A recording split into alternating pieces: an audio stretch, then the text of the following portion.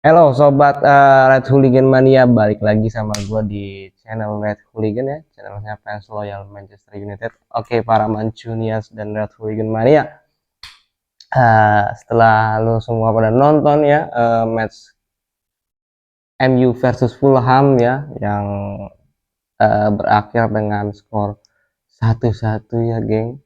Dan ya, setelah menonton pertandingan ini ya versus Fulham, dengan kemarin nonton pas versus Arsenal ya.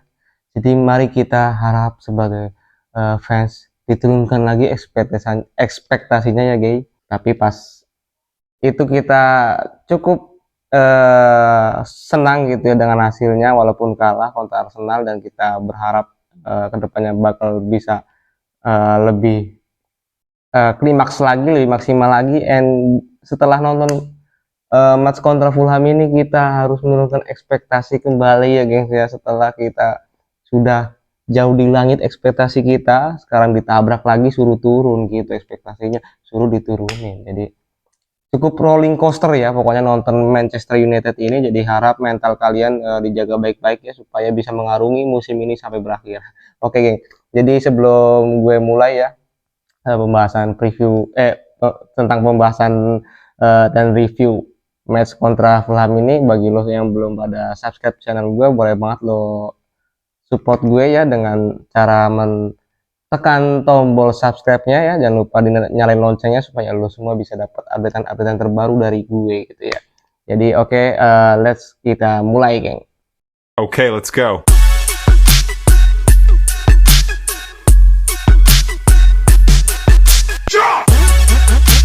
Oke, ya, seperti biasa ya kita awali kalau review itu kita awali dari segi line up dulu ya geng. Line up yang diturunin di pertandingan semalam kontra Fulham. Gua rasa ya Amorim ini benar-benar terlalu polos ya, kenapa nggak masang Sesko dari awal gitu kan. Jadi sangat-sangat disayangkan ya. Habis itu depannya yaitu false nine-nya Cunha sebagai false nine, setelah itu penyerang kanannya Adam Bumo, penyerang kirinya pakai Mon ya. Gue juga nggak expect bahwa Mon yang bakal main di kiri. Jadi gue rasa kemarin pun gue kepengennya ya bukan Bruno tuh nggak ditaruh di plotin di nomor 8 lagi kayak pas kontra Arsenal, sama si Amorim diplotin lagi jadi playmaker box to box gitu ya, yang dia dia sebenarnya itu serba nanggung gitu ya, disuruh main di suruh main sebagai CM box to box nggak bisa gitu ya. Habis itu disuruh main di belakang striker juga, dia di skemanya Amorim ini dia gua rasa nggak cocok karena dia nggak punya pace ya, jadi nggak punya kecepatan yang mumpuni buat dan buat bawa bola tuh nggak punya gitu. Cuman dia cuman bisanya tuh terupas-terupas dan passing-passing yang menusuk gitu dia bisanya. Jadi kalau secara skemanya Amorim, walaupun dia udah diplotin jadi nomor 10 pun di depan gitu ya, di belakang striker pun gua rasa juga masih kurang bagus buat skemanya Amorim. Si Bruno ini nanggung gitu, dia ke apa namanya senjatanya dia nanggung gitu buat di plot jadi nomor 10 di belakang striker. Jadi dia nggak bisa lari cepet gitu ya buat bawa bola, karena di skemanya Amorim ini jarak pemain cenderung agak jauh-jauh gitu, nggak kayak apa tim-tim lain gitu ya.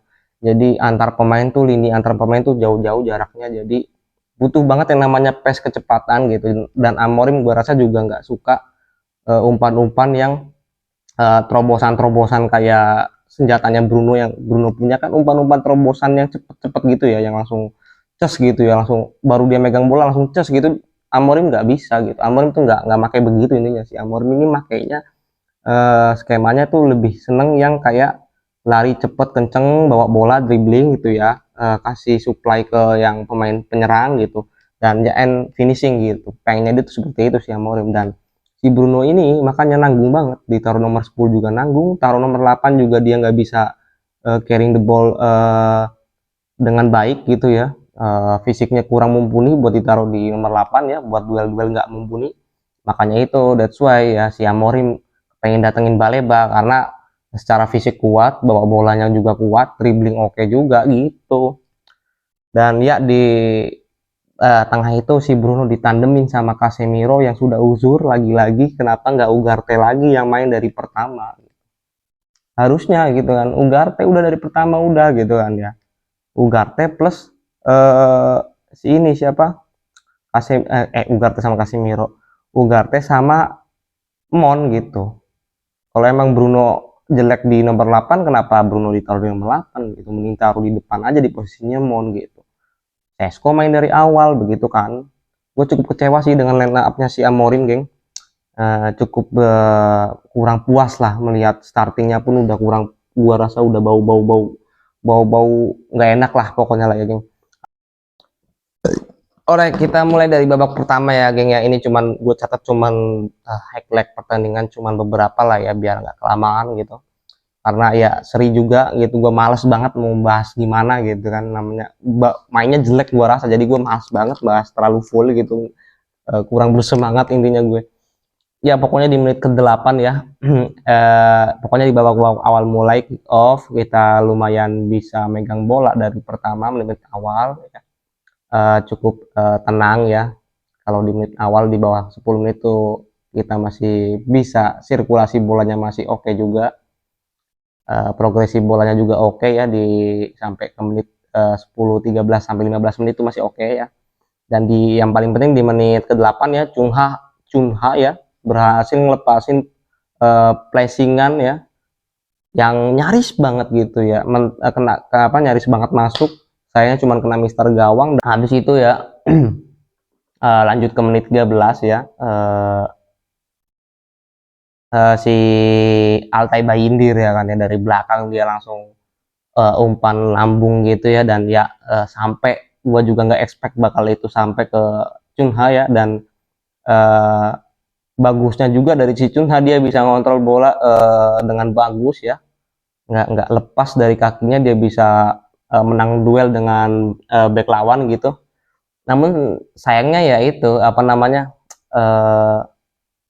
masih bisa ke save oleh Brand Leno ya. Gue nggak tahu kenapa sih Brand Leno ini kalau ketemu MU ini mesti gacor gitu ya. Atau tapi gue rasa sih si Cunghanya juga secara ngelepas tembakannya juga nanggung gitu ya, kurang tinggi lagi gitu ya. Soalnya dia jaraknya sama si Leno tuh udah lumayan deket. Jadi kurang tinggi aja tuh si bola, jadi masih kena sama satu tangannya si Leno gitu ya. Intinya di babak pertama ya kita cukup seimbang ya secara permainan ya, antara Fulham dan United ini cukup seimbang takarannya ya, antara ofensifnya juga antara kedua tim secara ofensif sama-sama seimbang, saling jual beli serangannya intinya ya. Dan di babak pertama gua rasa juga sirkulasi bola kita cukup oke ya hingga menit ke-25 seperti itu. Habis itu di menit 34 ya ada kejadian Mon yang di pas cornernya kita tuh ya, Mon dilanggar ya geng, dibanting oleh siapa tuh, si Besi kalau nggak salah ya geng. Dibanting kayak lagi gulat cok, and ya cek VAR gitu ya, akhirnya kita dapat cek VAR ya, yang sebelum-sebelumnya sama musim lalu pun kita jarang banget ya dikasih cek VAR begitu ya. Dan ya akhirnya kita dapat cek VAR setelah kemarin kontra Arsenal beberapa kali kita harusnya dapat penalti digebosin ya, kita nggak cek VAR sama sekali juga, dan hasilnya kita penalti dan Bruno sebagai penalti taker. Gua sih udah pas, gua sih agak sebel juga kenapa selalu Bruno gitu yang jadi penalti taker gitu. Gua sebel aja gitu, kenapa nggak yang lain kayak Cunha gitu, Mbumo gitu, yang emang butuh banget gol supaya buat naikin kepercayaan diri gitu. Iya gua ngerti gitu kan ya, kita sebagai fans ngerti dia itu sebagai kapten, dia yang udah sering jadi penalti taker, dia punya jam terbang lebih di squad MU buat jadi penalti taker. Tapi again gitu kan, situasi pemain kan kadang-kadang berbeda ya, mungkin ada yang lagi kurang kurang perform gitu ya, dia secara diri ngerasa kurang perform gitu, dan mungkin ada yang emang lagi semangat banget menggebu-gebu pengen dapat gol gitu. Jadi kenapa harus Bruno dan Bruno lagi gitu. Dari dia ambil penalti aja pas pertama-tama aja gue udah feeling nih bau-bau nggak gol ini. Ya bener kan gayanya dia pas penalti kayak nggak biasanya kan. Biasanya kan penalti dia kayak apa namanya, agak loncat-loncat dikit gitu ya ancang-ancangnya ya, ini kagak gitu kan. Gua rasa ini kayaknya nggak gol gitu ya, pas dia nendang set kena bola di syuting keras cowok malah. Pokoknya gua sebel banget lah ngeliat si Bruno ini geng. Biasanya sih dia nyuting nggak sekeras itu ya kan ya, pasti dia agak-agak gimana-gimana gitu pakai ancang-ancangnya gitu dan ya nggak terlalu kenceng gitu. Ini malah di syuting keras cowok, jauh banget cowok, malah tuh demun itu bola ya kan. Ya pokoknya gue kesel banget lah pas si Bruno penalti taker ini nggak masuk gitu ya. Harusnya itu ya kalau Bruno masuk itu udah kita di babak pertama tuh udah 3 gol geng, udah 3 gol ya. Cuma 2 kali itu big chance-nya ya nggak masuk. Si Bruno sekali big chance-nya nggak masuk, cocok. Bener-bener nih si Bruno nih, gua rasa si Bruno layak banget dijual lah pokoknya ya. Gua udah sebel banget kalau ngeliat Bruno. Ya pokoknya kita lanjut lagi ya. Setelah itu ada eh ya Bruno ya lagi-lagi di menit keberapa tuh, di menit ke-42 ada momentum yang Bruno ini apa namanya terlalu biarin banget bola tuh lama dengannya gitu, nggak di posisi dia lagi kakinya di bola, enggak, jadi kayak si bola ini dibiarin gitu ya, dia sambil instruksi temannya di depan, kalau nggak salah Simon, kalau nggak salah mungkin disuruh kayak agak mundur sini, agak mundur dikit, gua mau ngasih bola gitu dan lain-lain lah, mungkin gua nggak tahu gitu ya dia ngomong apa, tapi kerebut ininya tuh, dia kerebut sama si siapa tuh gua lupa, sama pemain Fulham nih kerebut gitu ya, kelamaan cok, ngapain cok, kelamaan dibiarin bola dengan dia tapi nggak dipegang pakai kaki, itu nggak di kontrol pakai kaki, dibiarin gitu di depannya gitu, Andi sambil instruksi gini-gini, kerebut cok gitu. Lagi kan Bruno ini di babak pertama bener-bener underperform juga gue ya, karena itu gue bilang gitu, kenapa si Amorim ini nggak berkaca dari kontra Arsenal kemarin gitu ya. Padahal kan si Bruno ini dari kontra Arsenal kemarin dipakai plot jadi nomor 8 tuh nggak bagus. Terbukti kan dia kayak nggak happy gitu main. Pas nendang juga gua rasa kayak sengaja banget pas nendang penalti itu, kayak sengaja banget dibikin keras gitu, kayak mungkin kayak kode gitu kan, ngasih tahu ke si Amur, gua nggak suka cowok ditaruh di nomor 8 cowok gitu.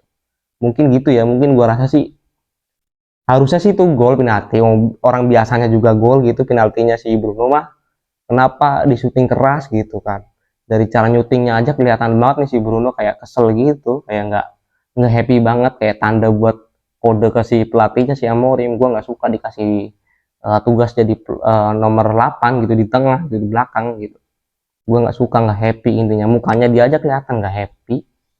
Sebel banget gue ngeliat kapten beginian gitu, udahlah ban kaptennya kasih ke yang lain aja sih, balikin aja ke Maguire gitu kek, atau enggak kalau kalau enggak ke Delik gitu apa ke siapa gitu.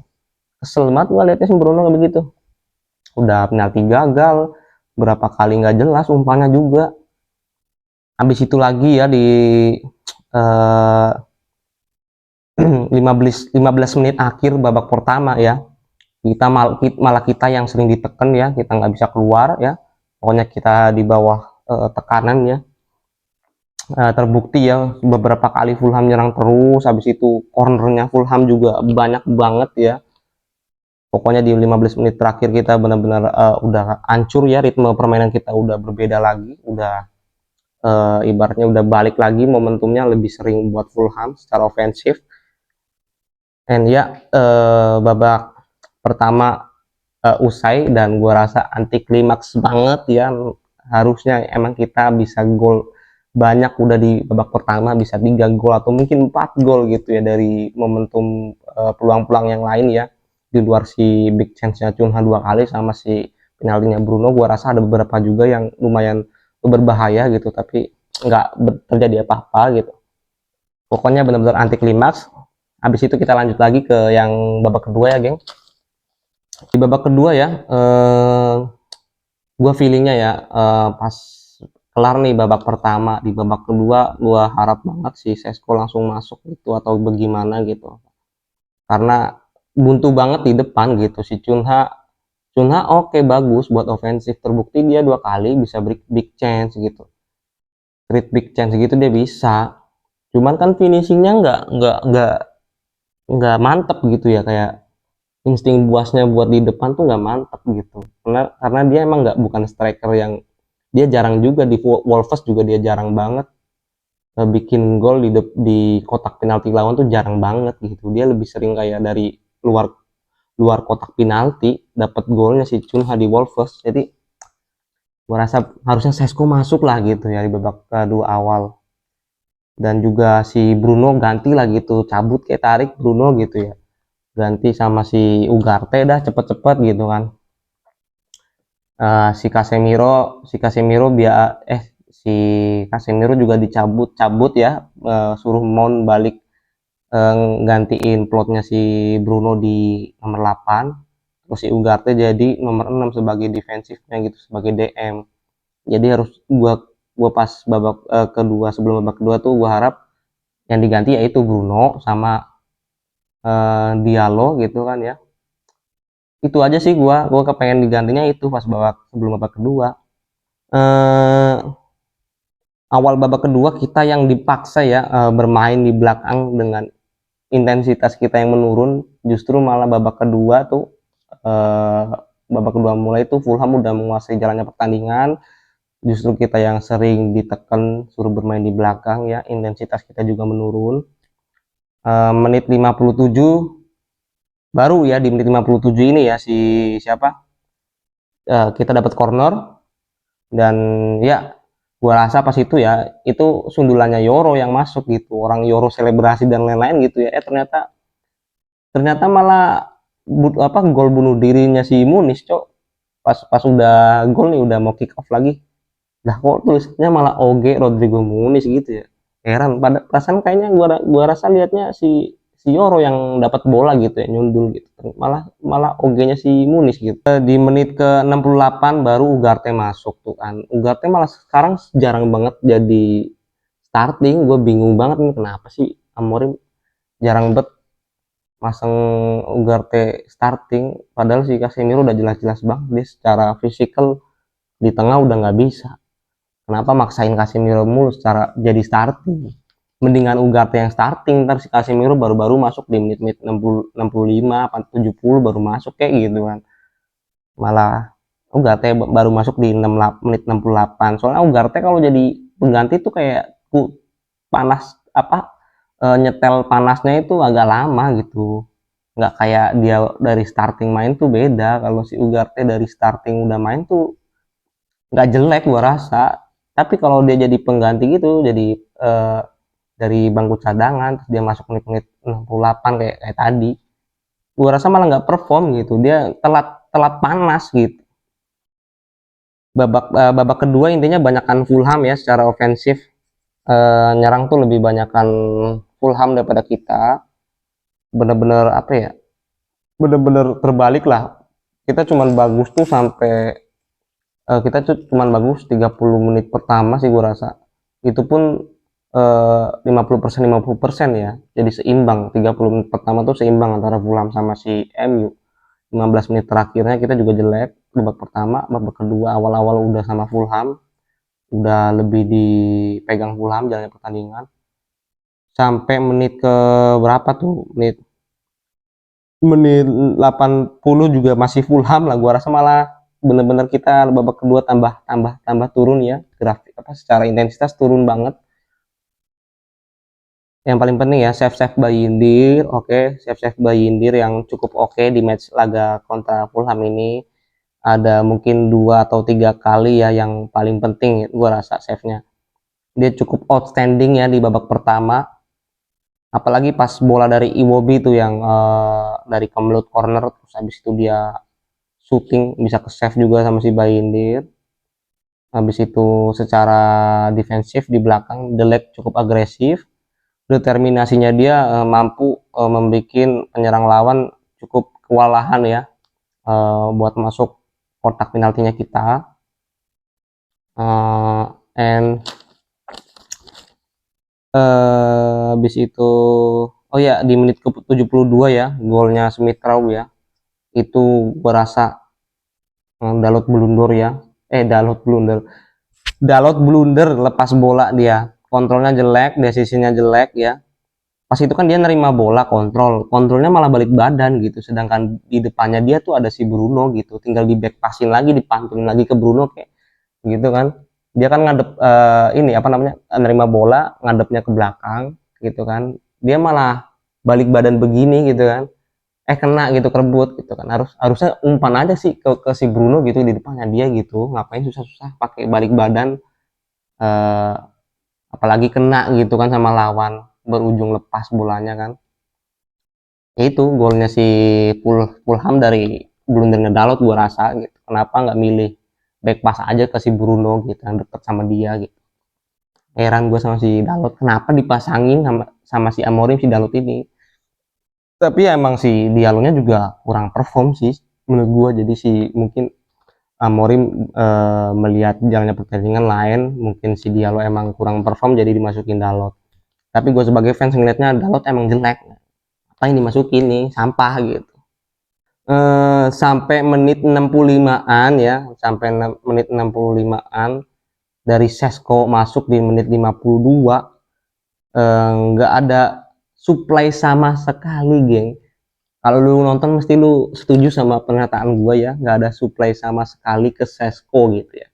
Iya, dia beberapa kali megang bola memang ngerti, tapi kan megang bolanya dia dalam posisi keadaan jemput bola gitu, jemput bola dia posisinya gitu, kayak membantu membantu ke tengah gitu. Dia secara dapat bolanya itu membantu ke tengah, bukan supply yang kayak di lagi masuk ke final third terus ada yang through pass, ada yang crossing, ada yang umpan tarik kayak gitu, nggak ada gitu.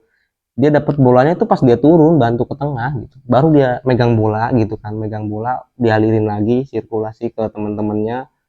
Habis itu again nyerang, mau masuk ngerangsek ke kotak penalti lawan, nggak ada yang umpan gitu. Jadi even sampai menit ke 80 nggak ada yang umpan, cok. Nggak ada yang umpan, nggak ada yang ngasih supply ke Sesko sama sekali gitu, yang umpan-umpan terupas yang enak-enak nggak ada gitu.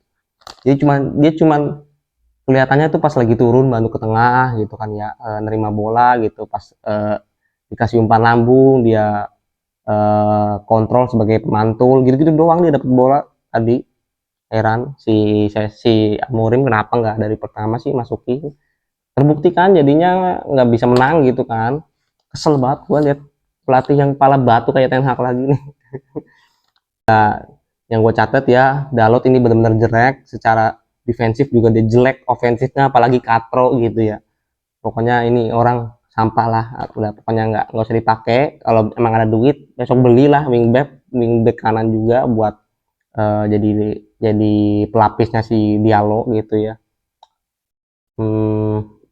Udah gua rasa cuman gitu doang sih, nggak ada yang penting-penting banget juga di babak kedua.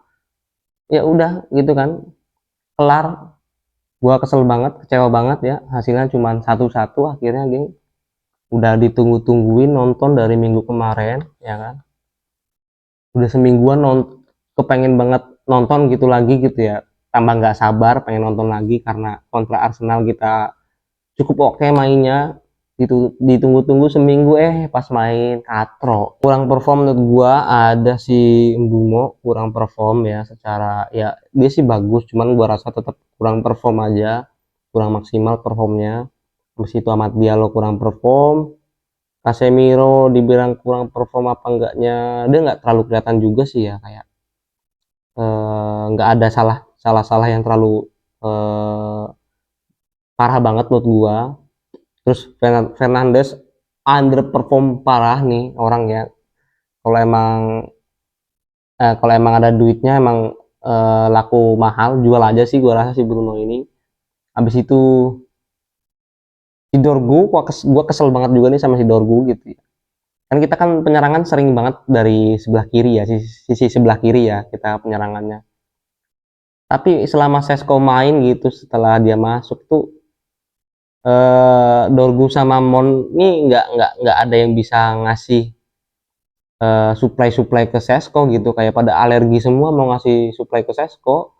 Beberapa kali Sesko ini sampai tepuk tangannya gitu ya, kesel gitu, nggak berani umpan ke depan, ke ruang yang kosong buat sesko tuh nggak ada yang berani, nggak tahu nggak berani atau emang nggak mau ngambil resiko.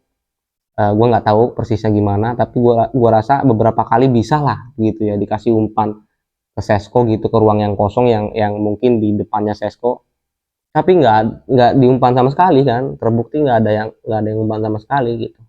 Simon nggak ngumpan, si Dorgu juga nggak ada yang umpan gitu ke si sesko. Habis itu yang nggak perform itu doang sih gua rasanya nggak perform ya, sama Dalot ya, Dalot juga nggak perform, udah jadi pengganti nggak perform juga. Busuk bet nih pemain pokoknya.